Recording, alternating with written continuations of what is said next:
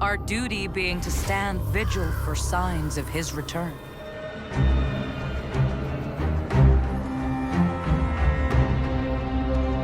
The original Lords of the Fallen was developed by the German studio Deck 13 back in 2014 and received fairly mixed reviews. Surprisingly, it was one of the first Souls-like games to be created, as Dark Souls 3 and Bloodborne hadn't even been developed at the time. Since then, a follow-up to the game has gone through a troubled development cycle, with the original team no longer involved and another studio being dropped after a year of development. Publisher CI Games decided to take matters into their own hands by opening an internal studio named Hexworks to work on a reboot of the game. Announced back in 2022, the game received the title Lords of the Fallen, making it synonymous with the original release. Hello, Lampy. A nice man taking Melchior towards the castle, and look, the head that were in it fell right out of it. That's a good sign, that.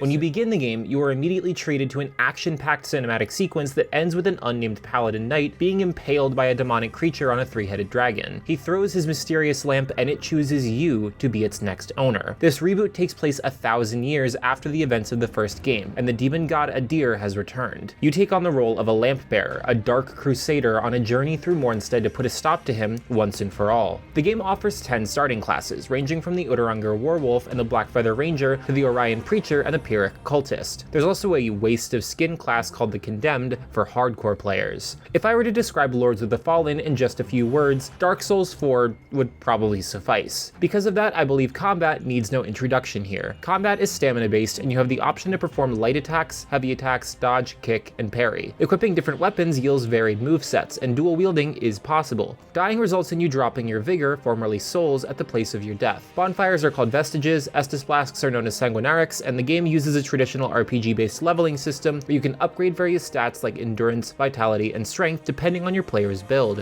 While there is a posture and stagger system in the game, it doesn't seem to be fully utilized. The same goes for parrying. You need to press the block button right before an enemy's attack lands to parry successfully.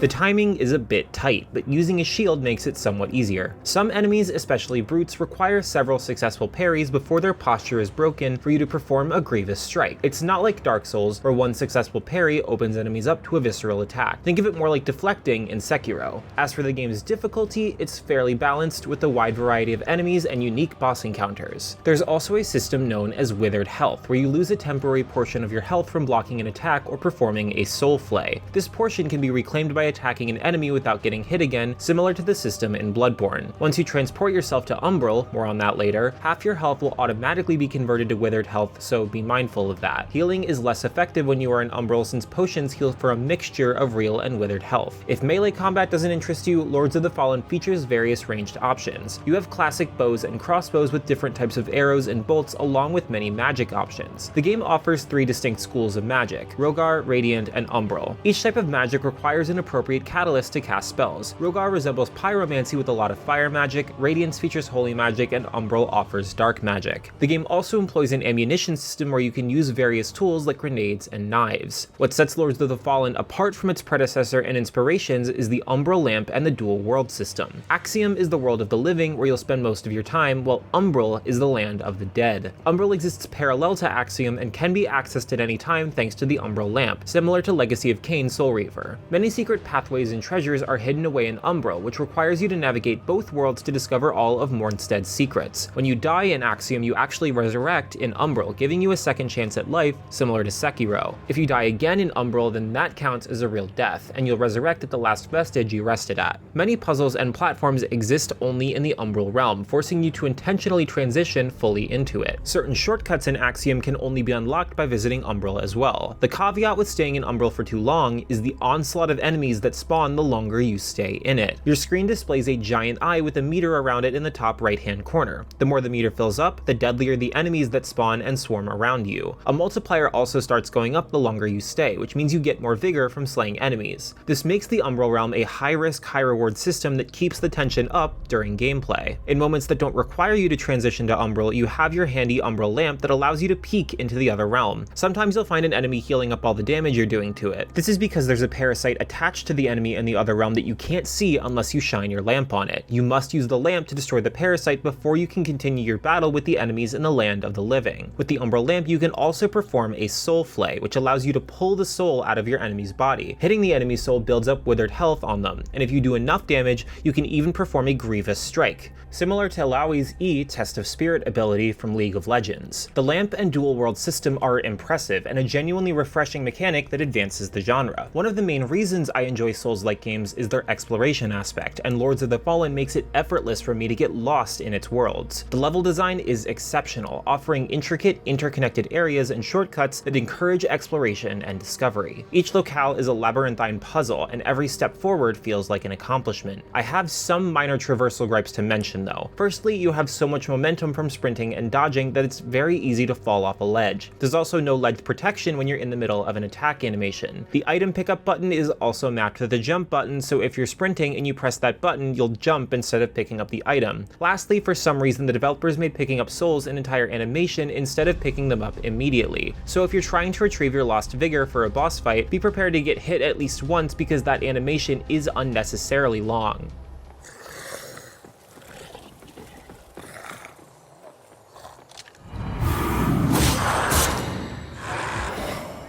Overall, combat is a significant improvement over the first Lords of the Fallen game, but it still feels a bit awkward. There's still some delay from when you press a button to when your character actually performs the action. The lack of animation cancelling and inconsistent enemy feedback from your attacks contribute to this clunky feeling. It's not always clear when your attacks will stagger an enemy or not, making combat a disjointed experience. The same goes for dodging. Sometimes your immediate dodge registers, and sometimes it doesn't. This is something you eventually get used to. The power of Unreal Engine 5 is put on full display here, as Lords of the Fallen is a graphical feast. It makes full use of Nanite, a new and improved virtualized geometry system, and Lumen, a fully dynamic global illumination and reflection system. The dark fantasy world of Mornstead comes to life as you see intricate details of Gothic European architecture in every locale you visit. The foreboding and dreary atmosphere effectively conveys the sense of a fallen world in need of salvation. The character animations and designs are generally smooth, and the use of lighting and particle effects adds to the immersion. Whether exploring the skies of Pilgrim's Perch or descending into the palms of Skyrest Walkway, each location feels unique and hauntingly beautiful. That being said, certain attack animations can clutter the screen with so much visual flair that it's almost impossible to see what's happening, quickly resulting in your death. For example, I was fighting a mini-boss that emitted tons of fire from the ground, so much so that more than half my screen was bright orangey red and I couldn't even pinpoint where my character was. This is partly due to how you control the camera angles and only occurred a handful of times. Every Souls-like fan wants cooperative play and PvP in a game, and I'm glad to say that this game offers both. Lords of the Fallen features a seamless two-player drop-in, drop-out mechanic that allows you to invite a friend or a random player to join your world. You can also choose to invade another player's world for PvP action. Special currency is awarded upon a successful invasion, along with a generous amount of vigor. Those who wish to play the game without the stress of being invaded can play offline or purchase certain in-game items to block invasions. At the time of this review, I couldn't test this feature as the servers weren't online yet, but I'm excited to try it once the game launches. Fans will be pleased to hear that there is crossplay between PC and consoles, but unfortunately there is no crossplay between Xbox and PlayStation. Although this game is priced like all standard AAA games, it offers a plethora of content that justifies the cost. Many secrets are hidden within the game, requiring dedicated explorers to discover. A playthrough of the game will likely take the average player somewhere between 30 and 40 hours. This doesn't even include New Game Plus and the 3 separate endings to achieve. With online play, you can easily pour hundreds of hours into this experience. The musical score, composed by Chris Velasco and Knut Avenstrup-Haugen of God of War and Bloodborne and Conan Exiles fame respectively, complements the game's mood perfectly with haunting melodies and epic crescendos. Furthermore, the atmospheric storytelling and intricate world-building are brought to life by a diverse cast of voice actors, with each character conveying heartfelt emotions, personalities, and mystique. The narrative, for the most part, is like the game's inspirations, cryptic and open to interpretation. For those willing to dive deep into item descriptions and dialogue, the deliberately obscure storytelling rewards you. On the technical side of things, Lords of the Fallen could use more polishing, but for the most part it works well enough. Load times are fast on the PlayStation 5, with 2 modes offered, one favoring graphical fidelity and the other high frame rates. The game struggles to maintain a consistent 60 frames per second, especially when there are many enemies on the screen. I experienced instances where the frames dropped to the single digits, but performance improved after a few patches. There are minor bugs where enemies get stuck in terrain or run in place. Opening and closing menus lack smooth transitions and change abruptly without proper animation, and random spontaneous stuttering also occurred at various moments during my playthrough.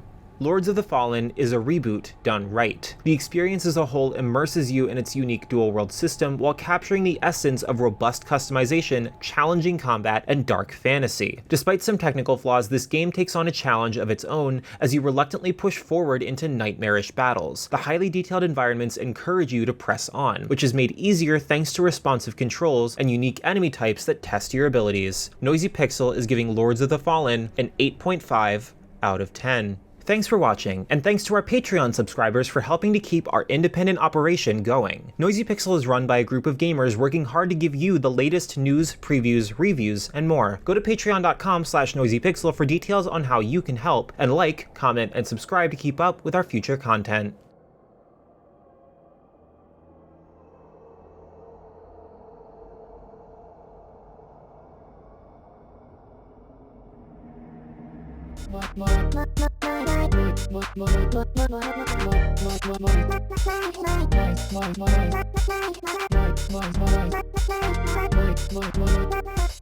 Noisy Pixel.